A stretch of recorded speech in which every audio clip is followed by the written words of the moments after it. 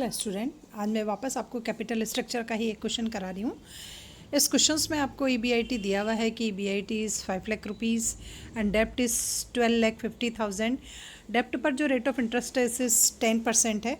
आपको determine the value of cost, determine the value of company, हमें total value of company identified करनी है and cost of capital according to traditional approach. Traditional approach को follow करते हुए हमें cost of capital and value of overall value of company identify करनी है। अब कंपनी की जो प्लानिंग है इट इज़ इंक्रीज बाय डेप्ट फ्रॉम 6 लाख रुपीज़। कंपनी चाह रही है कि 6 लाख रुपीज़ से डेप्ट को जो है वो इंक्रीज़ कर दिया जाए और डेप्ट के इंक्रीज़ होने का इम्पैक्ट ये हो गया कि डेप्ट पर जो इंटरेस्ट की cost it is increase bye 2%। It means हमारे पास पहले तो 10% का था और 2% डेप्ट की रेट हो जाएगी। इट मीन्स नई रेट जो होगी इट इज़ 12% होगी डेप्ट की रेट।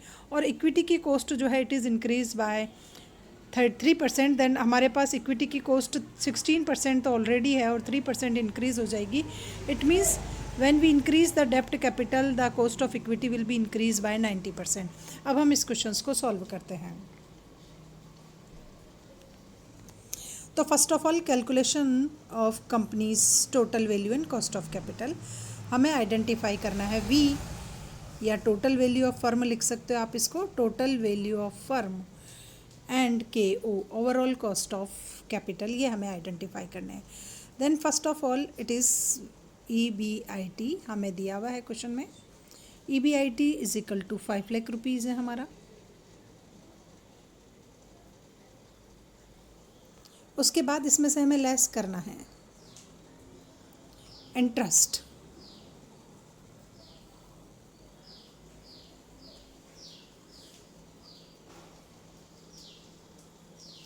इंटरेस्ट को हमें लेस करना है, वो है हमारे पास स्टार्टिंग में थे 12,50,000 के डेप्ट है। 12,50,000 के हमारा जो डेप्ट है उस पर हमें 10% से इंटरेस्ट को लेस करना है। Then it is equal to 1,25,000। तो earning available for equity is equal to 3,75,000। ये हो गया हमारा earning for equity share holder. Earning for equity share के लिए जो अर्निंग बची इट इज़ 3,75,000। अब हम निकालते हैं market value of equity. Market value of equity हमें ये कैलकुलेट करनी है। Then market value of equity is equal to earning available for equity share holder divided by cost of equity into 100। तो ये हमने अभी पहले निकाली थी, 3,75,000 है हमारा और कॉस्ट ऑफ इक्विटी की रेट हमें दे रखी है 16% की। तो मार्केट वैल्यू ऑफ इक्विटी जो निकल करके आएगी it is 23,43,750। Then it is the market value of equity. ये निकल करके आ गई हमारी मार्केट वैल्यू ऑफ इक्विटी निकल करके आ गई। नेक्स्ट है कि हमें वैल्यू ऑफ डेप्ट दी हुई है, market value of dept. Market value of डेप्ट है 12,50,000, अभी 12 लाख के ही डेप्ट है हमारे पास। और मार्केट वैल्यू ऑफ इक्विटी आपको दी हुई है, हमने अभी निकाल ली थी इक्विटी की 23,43,750। Then this is the total value of firm. Total value of firm equal to 35,93,750। ये आ गई हमारे फर्म की टोटल वैल्यू। अब हमें निकालनी है cost of capital. Cost of capital, overall cost of capital को हमें कैलकुलेट करना है। देन के ओ को कैलकुलेट करने का हमारे पास फॉर्मूला है ईबीआईटी डिवाइडेड बाय वी, जो अभी हमने कैलकुलेट करी थी। ईबीआईटी हमें क्वेश्चन में दी हुई है 5 लाख रुपीज़ की और अभी हमने निकाली थी 35,93,750। तो ये आपको निकल कर के आएगा 13.91%। तो ओवरऑल कॉस्ट ऑफ कैपिटल जो निकलेगा इट इज़ 13.91%। ये है हमारे परसेंटेज का निशान। तो समथिंग 14% आप इस रेट को एज्यूम कर सकते हो। तो this is overall cost of capital. Next आ रहा है कि value of company with increase डेप्ट। अब कंपनी क्या कर रही है, बढ़ाना चाह रही है डेप्ट को। तो value of company on increase डेप्ट, डेप्ट को कंपनी इंक्रीज कर रही है बाय 6 लाख रुपीज़ से। तो हमारे पास पहले डेप्ट कितने थे, पहले आपको क्वेश्चन में दिए हुए हैं 10,50,000 के डेप्ट थे एंड 6 लैक्स के न्यू डेप्ट हमारे पास हो गए। देन डेप्ट इक्वल टू 18,50,000 के हमारे टोटल डेप्ट जो है ये हो गए हैं। अब वापस स्टार्ट करना है क्वेश्चन को, वही EBIT लेनी है आपको। अगेन EBIT आपको दी हुई है 5 लाख रुपीज़ की। Then 5 lakh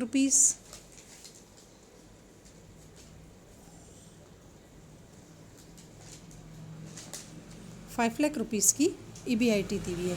less interest on 18,50,000 पर आपको इंटरेस्ट को लेस करना है।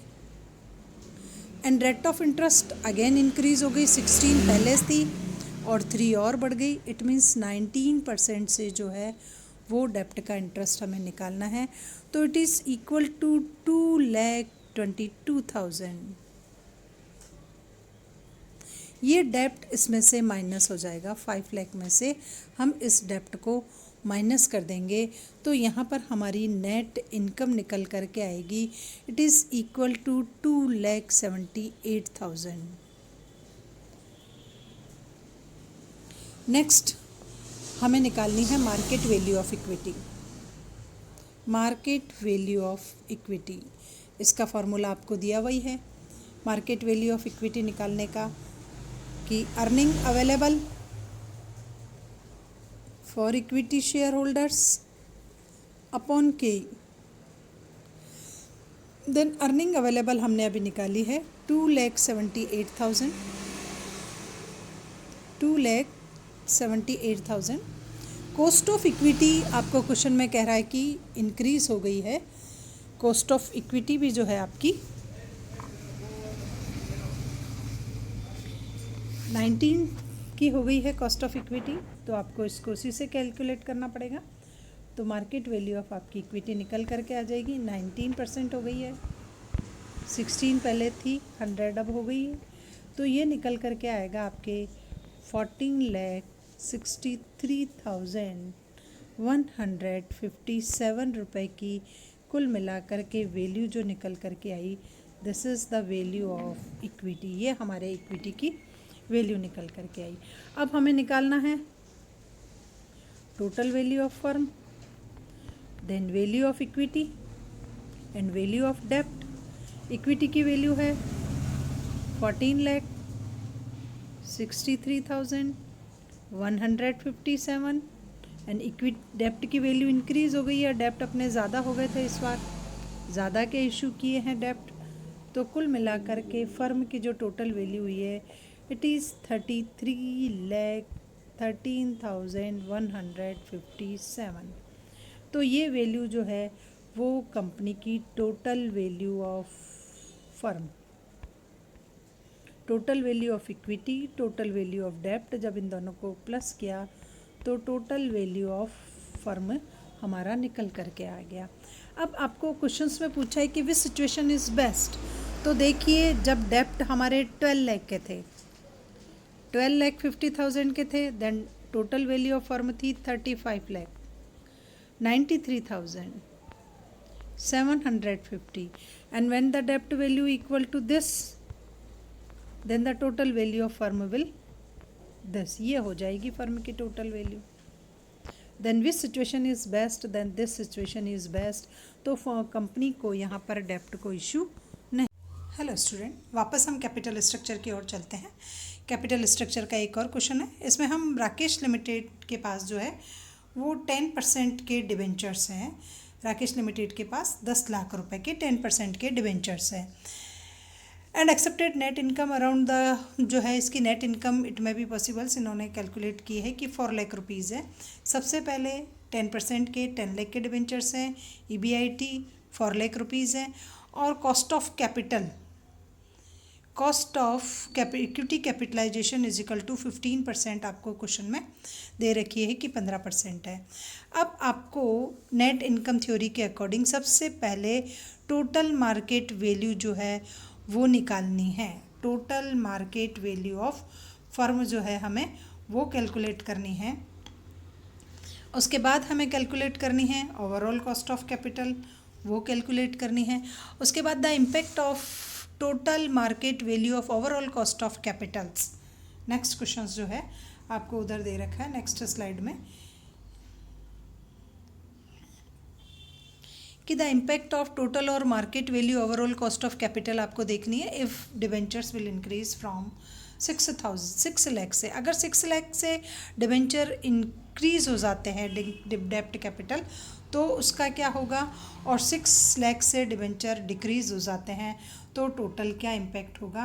तो आपको ये सब इसमें कैलकुलेट करना है। तो चलिए क्वेश्चंस को हम सॉल्व करते हैं। नेक्स्ट स्लाइड की ओर चलते हैं।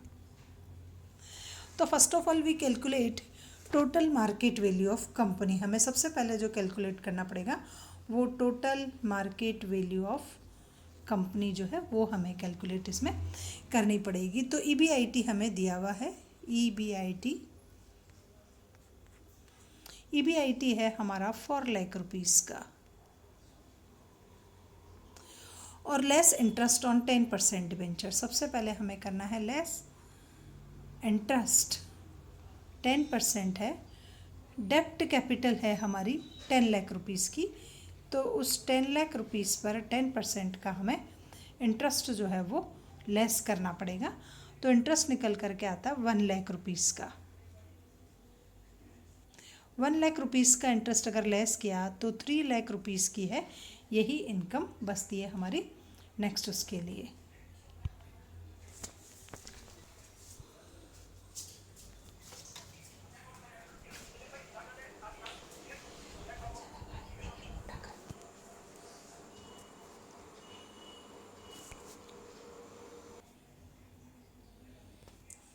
तो हमारे पास निकल करके आ गया कि EBIT थे हमारे 4 लाख रुपीज़ का EBIT था। उस EBIT में से हमने माइनस कर दिया 1 लाख रुपीज़ इंटरेस्ट का। तो 1 लाख रुपीज़ माइनस का करा तो हमारे पास बचे 3 lakh rupees. And this is earning available for equity share holders. Earning available for equity share holders के पास अर्निंग बची 3 लाख रुपीज़ की अर्निंग बचती है हमारी। अब इक्विटी कैपिटलाइजेशन की रेट हमें दी हुई है KE is equal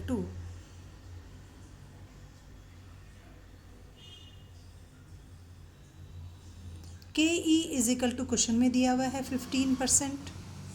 then 15% is equal to 3 lakh rupees है हमारे पास अर्निंग अवेलेबल वो।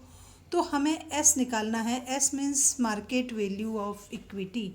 Market value of equity is equal to earning available for equity share holder upon cost of equity capitalization. तो यहाँ पर अर्निंग अवेलेबल 3 लाख रुपीज़ है हमारे पास, 3 लाख, और ये है हमारा 15% का। तो cost of equity market value of equity जो निकल करके आएगा it is equal to 20 lakh rupees. 20 lakh rupees की मार्केट वैल्यू ऑफ इक्विटी निकल करके आती है। अब निकालते हैं मार्केट वैल्यू ऑफ डेप्ट। आपको दी हुई है क्वेश्चंस में मार्केट वैल्यू ऑफ डेप्ट it is equal to 10 lakh rupees.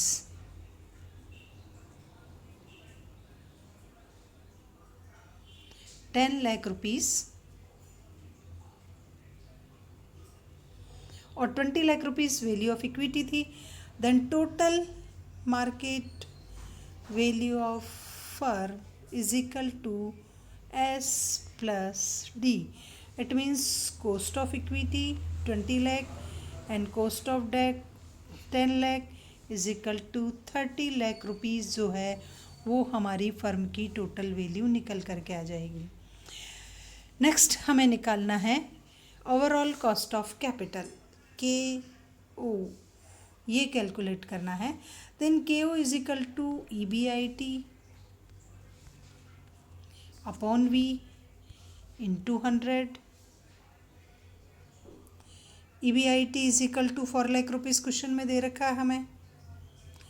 Value of firm हम अभी निकाली है 30 लाख रुपीस की इंटू 100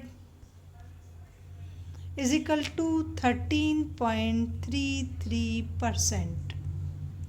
ये निकल करके आ गई हमारी KO, total market value of overall cost of capital. अब हम निकालते हैं कि डेप्ट इज इंक्रीज. डेप्ट को जब इंक्रीज कर दिया जाता है 6 लाख से, डेप्ट हमारे इंक्रीज हो गए 6 लाख से, डेप्ट को इंक्रीज करना है. देन अगेन वही आपका EBIT तो सेम है हमारे पास 4 लाख रुपीस का, बट अब लेस जो इंटरेस्ट करेंगे हम, इट इज़ इंक्रीज 10 और 16 लाख पर होगा. अब इंटरेस्ट जो होगा वो 16 लाख का 10% होगा. 16 लाख का 10% जो है वो इंटरेस्ट होगा. Then it is equal to 1,60,000. Then earning available for equity share holder is equal to 2,40,000 earning available for equity share holders. अब है इक्विटी कैपिटलाइजेशन रेट.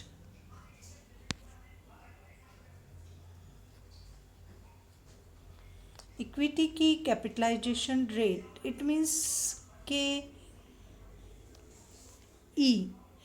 KE हमें क्वेश्चन में दी हुई है 15% की है हमारी KE.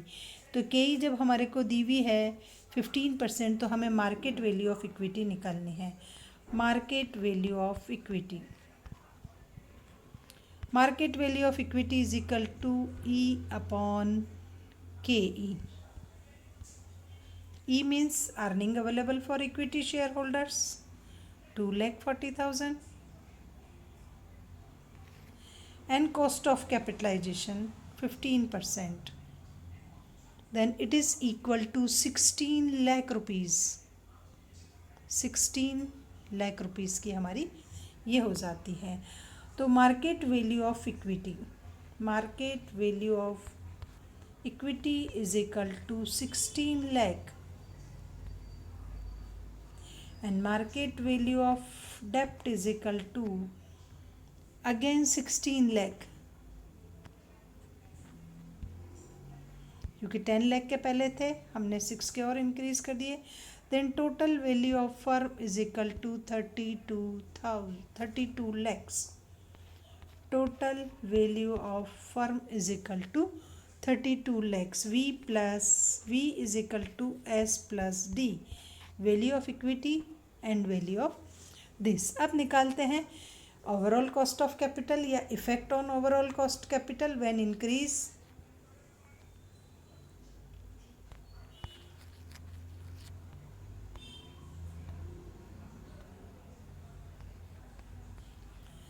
Effect on overall cost of capital पर क्या इम्पैक्ट पड़ता है. Then KO is equal to EBIT upon V. EBIT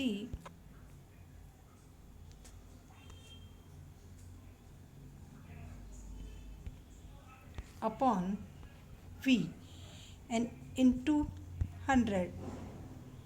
EBIT हमारे पास 4 लाख रुपीस की है and this is 32 lakhs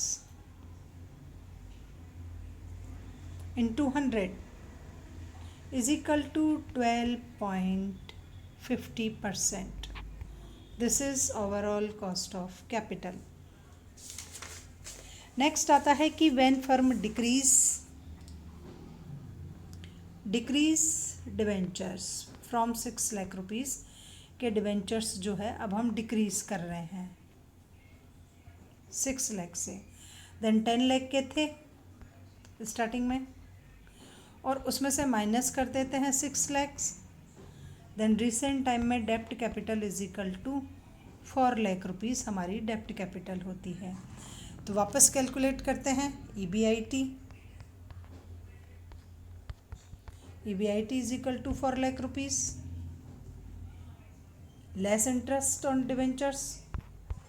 debentures अब अपने पास 4 लाख के ही रह गए हैं, तो 4 लाख का 10%,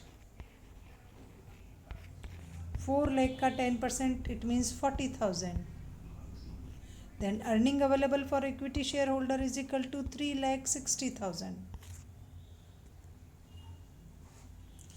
cost of equity capitalisation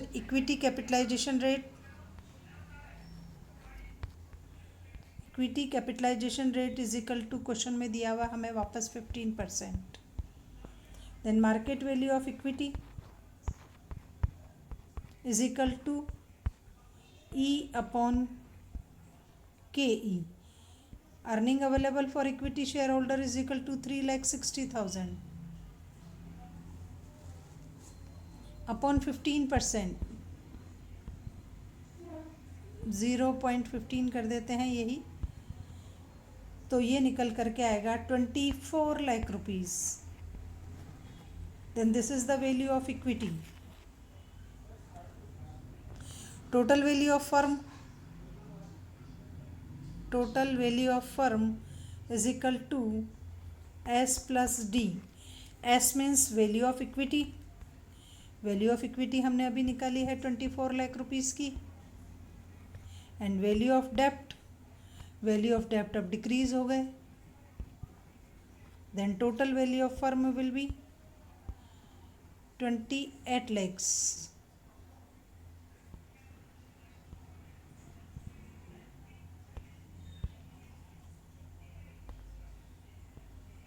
$28 lakhs की जो है वो हमारी टोटल वैल्यू ऑफ फर्म हो जाएगी। अब हमें निकालनी है effect on overall cost of capital when we will increase debentures from 6 lakhs। तो KO is equal to EBIT upon V into 100, then EBIT is equal to 4 lakh rupees, value of firm is equal to 28 lakh rupees into 100 is equal to 14.29, then KO is equal to 14.29%। when debentures will increase, जब हम debentures को decrease करते हैं तो ये होता है, जब हम डिवेंचर्स को इंक्रीज करते हैं तो वैल्यू रहती है हमारी ओवरऑल कॉस्ट ऑफ कैपिटलाइजेशन की वैल्यू रहती है ये, और जब हमारे पास डिवेंचर्स जो थे वो 10 लाख के ही थे, 10 लाख के जब डिवेंचर्स होते हैं तो मार्केट वैल्यू होती है 13.33%। Then this situation is best situation when overall cost of capital is lower, it means debentures को फर्म में इंक्रीज कर देना चाहिए। जब हम डिवेंचर्स को इंक्रीज कर रहे हैं तो हमारी फर्म की टोटल ओवरऑल